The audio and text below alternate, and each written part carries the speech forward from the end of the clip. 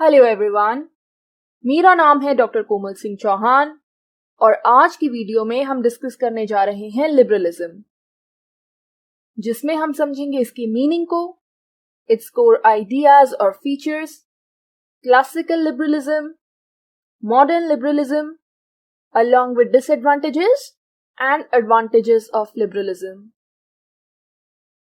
Let's start with its meaning. Liberalism शब्द derive किया गया है लैटिन वर्ड लिबर से, जिसका मतलब होता है फ्री। और ये एक ऐसी आइडियोलॉजी होती है जो इंडिविजुअल फ्रीडम को सपोर्ट करती है, उनके लिए राइट्स को सपोर्ट करती है और इंडिविजुअल को ही प्रेफरेंस देती है over the state. So individual core होता है लिबरलिज्म की आइडियोलॉजी का। पॉलिटिकली लिबरलिज्म सपोर्ट करता है इंडिविजुअल फ्रीडम और चॉइस को, विच मीन्स दैट इंडिविजुअल के पास ये राइट होना चाहिए, उसके पास ये फ्रीडम होनी चाहिए कि वो अपनी गवर्नमेंट को चूज कर सके। एक ऐसी गवर्नमेंट जो कि उनके प्रति अकाउंटेबल हो, जवाबदेह हो और उनके फंडामेंटल राइट्स को प्रोटेक्ट करती हो, like freedom of speech and action, freedom from exploitation, freedom of religion. इन्हीं राइट्स को लिबरलिज्म की आइडियोलॉजी सपोर्ट करती है और इकोनॉमिकली ये सपोर्ट करता है फ्री मार्केट्स को, ऐसी मार्केट्स जहां पर प्राइवेट बिजनेसेस कंपीट करते हैं एक दूसरे के साथ और प्राइसेस को डिटरमाइन करते हैं। इसके अलावा फ्री ट्रेड होना चाहिए, ट्रेड विदाउट रिस्ट्रिक्शंस। इंडिविजुअल्स के पास राइट होना चाहिए कि वो प्राइवेट प्रॉपर्टी को ओन कर सकें और लिमिटेड गवर्नमेंट इंटरवेंशन होनी चाहिए। इकोनॉमिक स्फेयर में गवर्नमेंट लिमिटेड इंटरवेंशन रखे, इसी को कहा जाता है laces fair economics. Private businesses को आपस में कंपीट करने देना चाहिए। तो इसका जो पीरियड ऑफ इमर्जेंस था वो था इन द 18th सेंचुरी, जब मिडिल क्लास का राइज हुआ यूरोप में। Middle class was against the absolute state, एक ऐसी स्टेट जो हर स्फेयर को कंट्रोल करती थी। वहां पर मोनार्की प्रैक्टिस की जाती थी और किंग ये मानता था कि उसने अपने रूल करने के राइट्स गॉड से डिराइव करे हैं। उसी के रिएक्शन में आया था liberalism, which emphasized upon the individual instead of the state. Liberalism के आइडिया के जो अर्ली प्रोपोनेंट्स हैं वो हैं जॉन लॉक, एडम स्मिथ और जेरेमी बेंथम। जॉन लॉक और जेरेमी बेंथम पॉलिटिकल स्फेयर में हैं और एडम स्मिथ इकोनॉमिक स्फेयर में, along with डेविड रिकार्डो। और यहां मैं आपको बहुत इंपॉर्टेंट बात बताने जा रही हूं कि विद इन लिबरलिज्म दो डिफरेंट स्कूल्स एग्जिस्ट करते हैं या दो डिफरेंट व्यू पॉइंट्स एग्जिस्ट करते हैं। एक होता है नेगेटिव लिबरलिज्म, जिसे कि क्लासिकल लिबरलिज्म भी कहा जाता है, और दूसरा होता है पॉजिटिव या वेलफेयर लिबरलिज्म। इन दोनों को ही हम थोड़ी देर में डिटेल में समझेंगे। तो अब तो आप समझ ही गए होंगे कि लिबरलिज्म एक ऐसी आइडियोलॉजी है जो इंडिविजुअल को प्रेफरेंस देती है और इसीलिए इसका जो सबसे पहला कोर आइडिया है या फीचर है दैट इज इंडिविजुअलिज्म। लिबरलिज्म ये मानता है कि ह्यूमंस किसी ग्रुप का पार्ट होने से पहले एक इंडिविजुअल है और इसीलिए उसे इंडिविजुअल राइट्स प्रोवाइड करने चाहिए, फ्रीडम प्रोवाइड करनी चाहिए, उसके पास चॉइस होनी चाहिए कि वो जो चाहे कर सके। तो इंडिविजुअल का इंटरेस्ट कलेक्टिव इंटरेस्ट से ज्यादा इंपॉर्टेंट है, चाहे वो कलेक्टिव इंटरेस्ट स्टेट का हो या सोसाइटी का। वहीं अगर हम बात करें अनार्किज्म की, वो इंपॉर्टेंस देता है कलेक्टिव इंटरेस्ट को। तो आप यहाँ कॉन्ट्रास्ट देख सकते हैं दोनों आइडियोलॉजीज के बीच में। और कौन से इंडिविजुअल राइट्स होते हैं जिनको लिबरलिज्म सपोर्ट करता है, वैसे तो मैंने अभी बताया है, आप नीचे डिस्क्रिप्शन बॉक्स में टाइप करके बताइएगा। Second important aspect of liberalism is freedom. ये इंडिविजुअल लिबर्टी और ऑटोनॉमी पर एम्फसाइज करता है। ये मानता है कि इंडिविजुअल के पास पूरा हक है कि वो डिसाइड कर सके उसे क्या करना है और इसी के लिए उन्हें वेरियस राइट्स प्रोवाइड किए जाने चाहिए, जिनको कि आप यहां देख सकते हैं। Freedom of thought, speech, action, along with economic freedom. Economic freedom में आता है right to own private property, freedom to work, and individual should have the freedom to enter into contracts. ये राइट सिर्फ स्टेट के पास नहीं होने चाहिए। इसके अलावा इंडिविजुअल अपना बिजनेस भी ओपन कर सकता है और ऐसा करने से उसे गवर्नमेंट नहीं रोक सकती है। गवर्नमेंट एक इंसान को तभी रोक सकती है अगर वो कुछ इरैशनल कर रहा हो, किसी दूसरे इंसान को हार्म पहुंचा रहा हो। Another very important aspect is reason.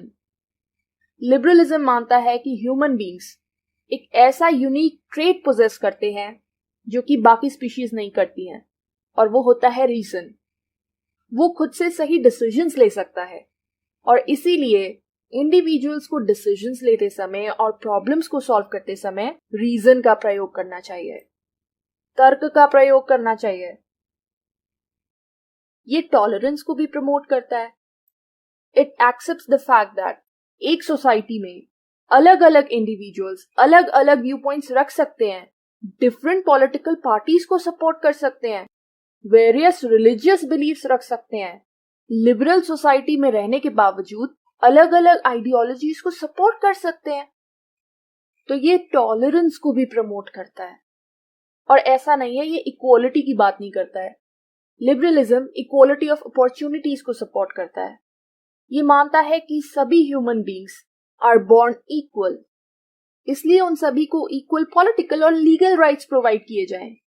And that's the reason it believes in equality of opportunities. हालांकि आप यहाँ ये बता सकते हैं कि जो क्लासिकल लिबरलिज्म है वो इक्वालिटी ऑफ अपॉर्चुनिटीज की बात करता है, और जो मॉडर्न लिबरलिज्म है वो सब्सटैंटिव इक्वालिटी को सपोर्ट करता है। Liberalism also favours rule of law बजाय कि किसी और इंस्टीट्यूशन के, और ये फोर्स पर आधारित नहीं होता है। सेम लॉ सभी पर अप्लाई हो, और कोई भी इंसान या इंस्टीट्यूशन लॉ से ऊपर नहीं है। लॉ इज सुप्रीम, और लॉ के आगे सभी इक्वल हैं, वेदर दे आर रिच और पुअर।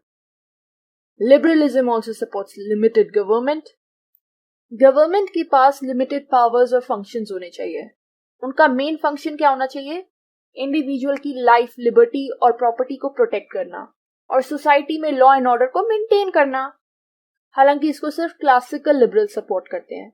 मॉडर्न लिबरल्स किसकी बात करते हैं? वेलफेयरिज्म की, कि स्टेट को इंटरवेंशन करके, इंटरफेयर करके लोगों के भले के लिए काम करना चाहिए। तो वहां वो लिमिटेड गवर्नमेंट की बात नहीं कर रहे हैं, यहां ये बात कर रहे हैं a government that works for the welfare of the people. Intervention करके स्टेट लोगों की प्रॉब्लम्स को सॉल्व करे, उन्हें गरीबी से बाहर लाए।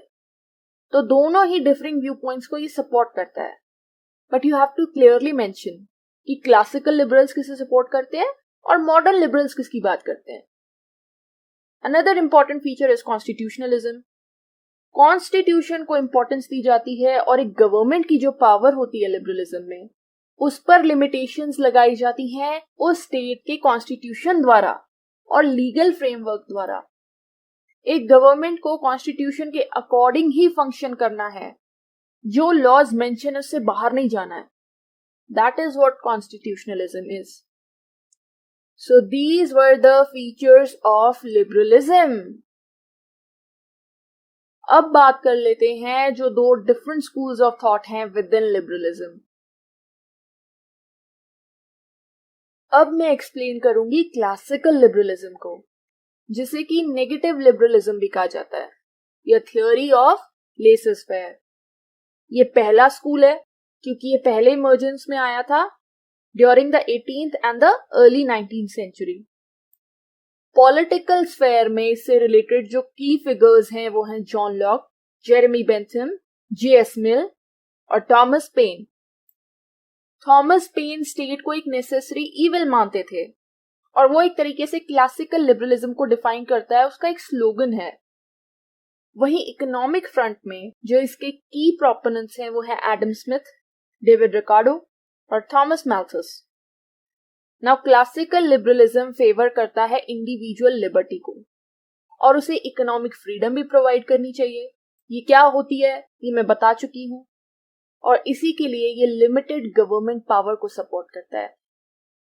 एक लिमिटेड गवर्नमेंट को सपोर्ट करता है जो कि कैसे फंक्शन करेगी? एक इनविजिबल हैंड की तरह, एक ऐसा हाथ जो कि देखा नहीं जा सकता।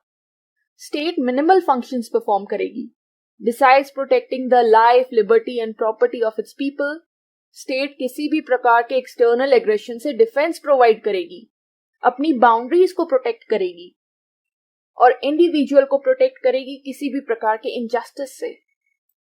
इसके लिए प्रॉपर लॉ होगा, कोर्ट्स भी होंगी क्रिमिनल्स को पनिश करने के लिए। तो स्टेट का काम होगा लॉ एंड ऑर्डर को मेंटेन करना। यही फंक्शंस है जो वो परफॉर्म करेगी।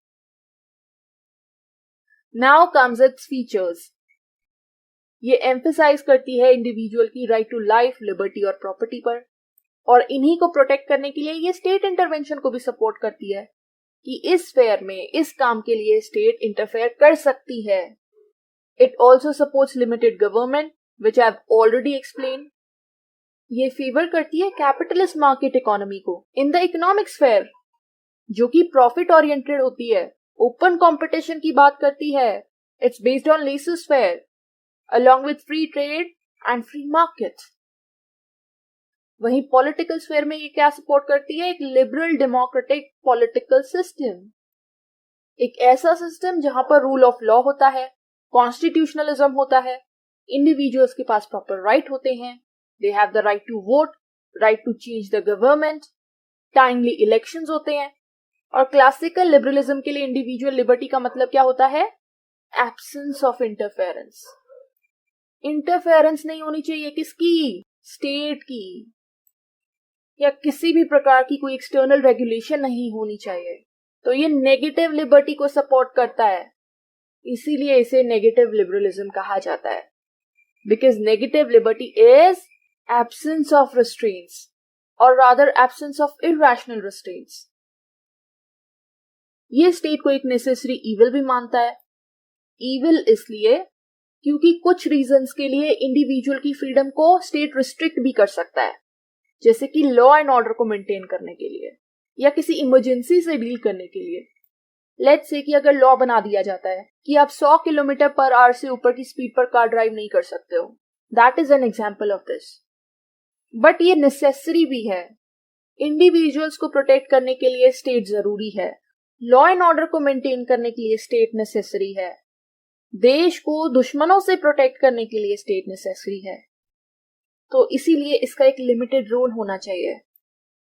फिर इसमें आता है कॉन्सेप्ट ऑफ एटॉमिक और पोजेसिव इंडिविजुअल का, विच मीन्स कि इंडिविजुअल अपनी पर्सनालिटी को ओन करता है। ये इंडिविजुअल के ऊपर है कि वो अपनी कैपेसिटी को, अपनी क्षमता को किस तरीके से यूज करता है। तो सोसाइटी या स्टेट उसको ओन नहीं करती है, वो खुद को ओन करता है। सो दैट मीन्स कि इंडिविजुअल के पास क्या होता है? Freedom of choice. वो ये निर्णय ले सकता है कि वो क्या करना चाहता है। सोसाइटी या स्टेट नहीं है ये निर्धारित करेगी। And also another important feature of classical liberalism is laser-fair और इकोनॉमिक लिबरलिज्म, जो कि मानता है कि मार्केट अपने आप को खुद से रेगुलेट कर सकती है, because it has a self regulatory mechanism. और इसीलिए इकोनॉमिक स्फेयर में गवर्नमेंट की लीस्ट इंटरफेरेंस होनी चाहिए। जैसे कि अगर कोई कॉन्ट्रैक्ट इन्फोर्स करना है, ऐसे केस में गवर्नमेंट इंटरवीन कर सकती है। तो ये होता है classical liberalism. Now classical liberalism के बाद आया मॉडर्न लिबरलिज्म, जिसे वेलफेयर लिबरलिज्म और पॉजिटिव लिबरलिज्म भी कहा जाता है। इसकी इमर्जेंस होती है 20th सेंचुरी में। कई रीजंस थे इसके पीछे रिस्पॉन्सिबल। सबसे पहला था the negative impact of industrial revolution. 20वीं शताब्दी में आते आते ये देखा जाने लगा कि इंडस्ट्रियल रेवोल्यूशन का तो एक नेगेटिव इम्पैक्ट पड़ रहा है, वो सिर्फ कुछ लोगों के पास ही कॉन्सेंट्रेटेड है, जिससे क्या हो रहा है कि जो रिच हैं वो रिचर होते जा रहे हैं और पुअर लोग पुअरर होते जा रहे हैं। समाज में इनइक्वालिटी बढ़ रही है, और इसी से चैलेंज मिला क्लासिकल लिबरलिज्म को और उसके प्रिंसिपल्स को, जैसे कि लेसर-फेयर मार्केट, क्योंकि कोई गवर्नमेंट इंटरवेंशन नहीं था, ओपन कंपटीशन था, कैपिटलिस्ट ज्यादा से ज्यादा प्रॉफिट अर्न करना चाहते थे। उस वजह से सोसाइटी में इनइक्वालिटी बढ़ रही थी। लोगों को कमोडिटी के लिए हाई प्राइसेस देने पड़ रहे थे, वर्कर्स को उनका ड्यू शेयर नहीं मिल रहा था, प्रॉपर वेजेस नहीं मिल रही थी, जिसकी वजह से इकोनॉमिक हार्डशिप्स भी लोग फेस कर रहे थे। और 1929 में क्या आता है? The great depression. उसी के बाद इमर्जेंस होती है मॉडर्न लिबरलिज्म की, जो कि बीइंग लेफ्ट अलोन के प्रिंसिपल के अगेंस्ट था। ये मानता था कि इंडिविजुअल फ्रीडम का मतलब ये नहीं है कि वो जो चाहे कर सके, individual should be left alone. नहीं, क्योंकि ये इंसान को कमजोर बनाता है। बीइंग लेफ्ट अलोन का मतलब तो ये भी हुआ कि एक बिजनेसमैन जितना ज्यादा चाहे उतना ज्यादा प्राइस एक कमोडिटी के लिए चार्ज कर सकता है कंज्यूमर से। तो इसी फिनोमेना को प्रिवेंट करने के लिए स्टेट इंटरवेंशन जरूरी है। अगर कोई इंसान गरीब है, भूखा है, तो क्या स्टेट उसकी हेल्प भी ना करे? बिल्कुल नहीं। और अगर स्टेट उसकी हेल्प नहीं करेगी तो उसका विकास कैसे हो पाएगा? कैसे वो अपने फुलेस्ट पोटेंशियल को रियलाइज कर पाएगा? और इसीलिए एग्जिस्टेंस में आया वेलफेयर स्टेट का कॉन्सेप्ट। इसीलिए तो इसे वेलफेयर लिबरलिज्म कहा जाता है। सो मॉडर्न लिबरलिज्म स्टेट के प्रति एक सिंपैथेटिक एटीट्यूड रखता था, एक पॉजिटिव एटीट्यूड रखता था कि स्टेट वेलफेयर का काम करे, एक पॉजिटिव रोल प्ले करे, लोगों को बेसिक नेसेसिटीज अवेलेबल कराए। इसीलिए इसे वेलफेयरिज्म भी कहा जाता है। और ये एम्फसाइज करता था पॉजिटिव लिबर्टी पे, यानी कि लिबर्टी का पॉजिटिव एस्पेक्ट, जो कि क्या कहता है कि इंडिविजुअल लिबर्टी का मतलब सिर्फ यही नहीं होता कि absence of interference, but it also stands for self development and moral development.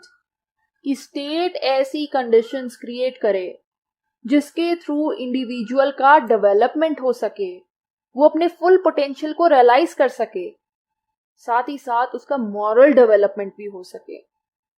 तो ये कॉन्सेप्ट आप पर कोई रिस्ट्रिक्शंस नहीं लगा रहा है, आपको कुछ करने से नहीं रोक रहा है। और इसके मेन प्रोपोनेंट्स हैं J.S. मिल, T.H. Green, L.T. हॉबहाउस और H.J. लास्की। J.S. मिल ने किसकी बात करी है? दो तरीकों के एक्शंस की, सेल्फ रिगार्डिंग और अदर रिगार्डिंग एक्शंस। इस पर भी मैं एक सेपरेट वीडियो बना चुकी हूं जिसमें मैंने नेगेटिव और पॉजिटिव लिबर्टी को डिटेल में एक्सप्लेन किया है। J.S. मिल का मानना था कि जो सेल्फ रिगार्डिंग एक्शंस हैं, यानी कि ऐसे एक्शंस जो कि सिर्फ उसी इंडिविजुअल को अफेक्ट करते हैं जो उन एक्शन को परफॉर्म करता है, ऐसे एक्शंस में स्टेट का इंटरफेरेंस नहीं होना चाहिए। लेकिन जो अदर रिगार्डिंग एक्शंस हैं, विच मीन्स कि ऐसे एक्शंस जो दूसरों को भी अफेक्ट करते हैं, इसमें स्टेट का इंटरफेरेंस करना बनता है।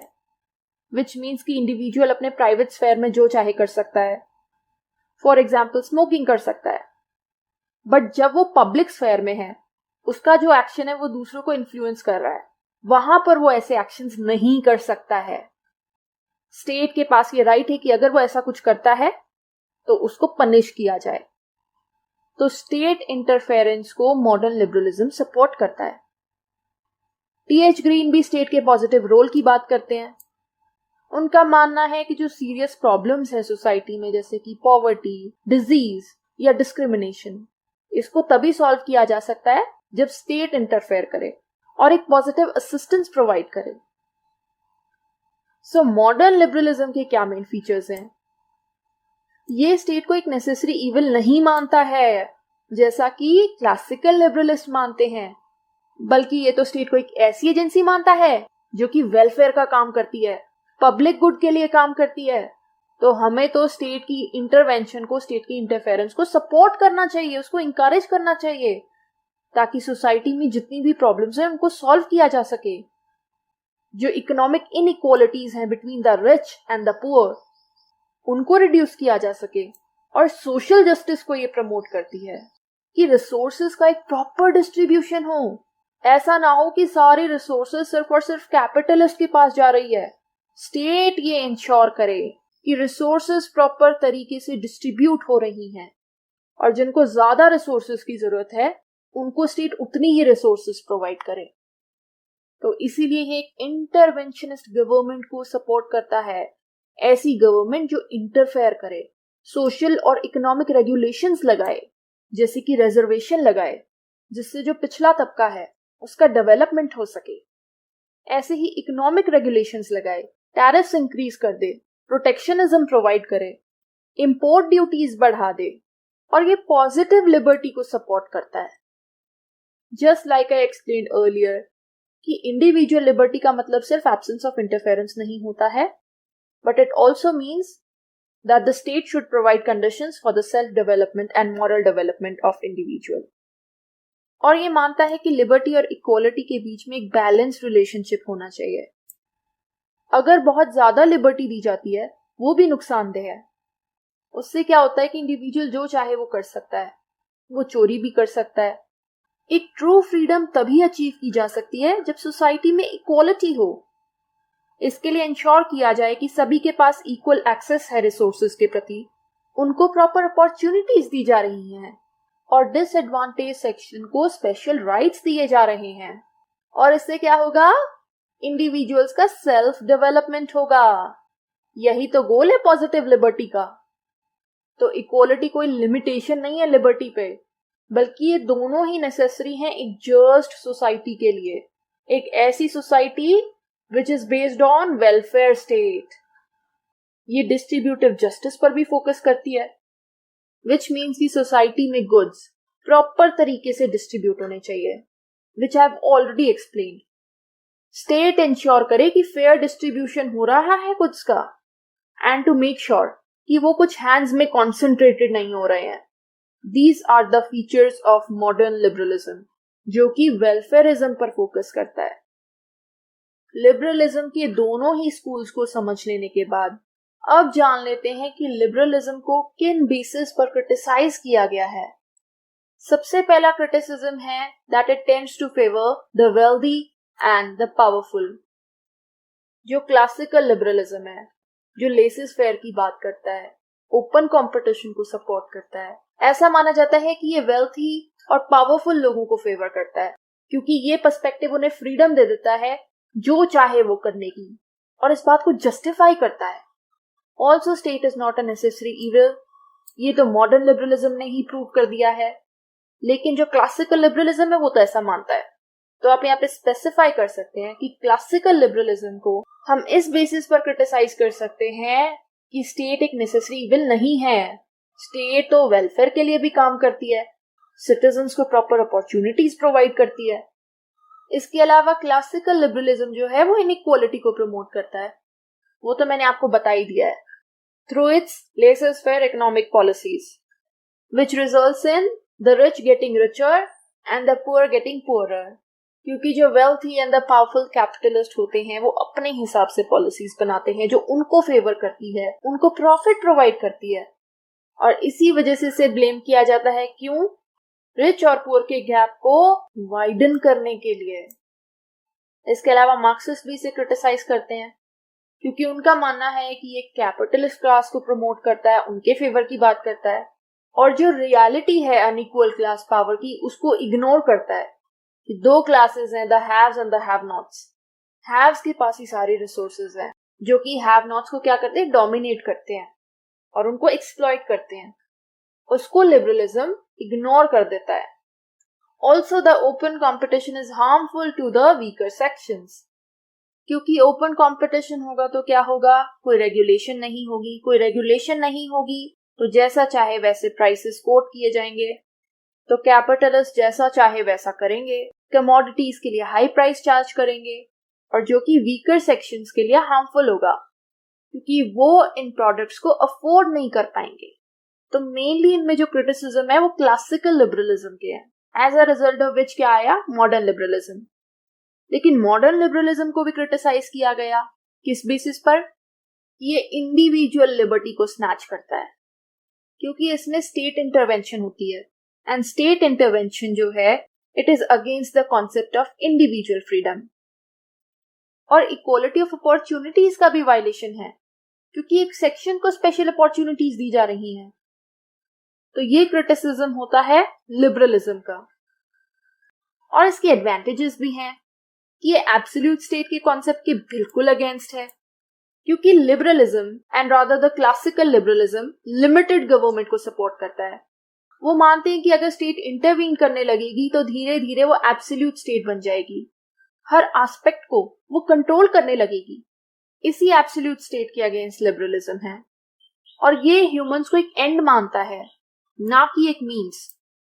चाहे क्लासिकल लिबरलिज्म हो या मॉडर्न, दोनों का अल्टीमेट एंड तो ह्यूमंस ही है। लिबरलिज्म चाहता है कि इंडिविजुअल को प्रॉपर फ्रीडम मिले, ताकि उसका डेवलपमेंट हो सके। तो इंडिविजुअल एंड है, ना कि state. Even in modern liberalism state तो सिर्फ एक जरिया है जिसके थ्रू ह्यूमन वेलफेयर हो सके। साथ ही साथ ये ह्यूमन रीजन को भी इंपॉर्टेंस देता है। ये ह्यूमंस को रैशनल बीइंग्स मानता है, जिन्हें ये पता है कि क्या सही है क्या गलत है, जो अपने लिए डिसीजंस ले सकते हैं। This is in contrast to the anarchist view. Anarchist view ये मानता है कि इंडिविजुअल बेस्ट डिसीजन तभी ले सकता है जब वो कलेक्टिवली डिसीजन ले, सारी कम्युनिटी मिलकर डिसीजन ले। ये इंडिविजुअल फ्रीडम और पॉजिटिव लिबर्टी को भी सपोर्ट करता है, as well as welfare state के आइडिया को भी सपोर्ट करता है। हालांकि वो होता है modern liberalism, and that you have to specify. तो ये होते हैं एडवांटेजेस लिबरलिज्म के, और ये थी हमारी आज की आइडियोलॉजी जिसमें हमने कवर किया लिबरलिज्म को। उम्मीद है कि ये टॉपिक आपको समझ में आया होगा। तो आज की वीडियो में इतना ही। अगर आपको मेरी वीडियो पसंद आई हो तो प्लीज इसे लाइक कीजिएगा, अपने दोस्तों और फैमिली रिलेटिव्स के साथ शेयर कीजिएगा और मेरे चैनल को सब्सक्राइब कीजिएगा। Thank you so much. आपका दिन शुभ हो।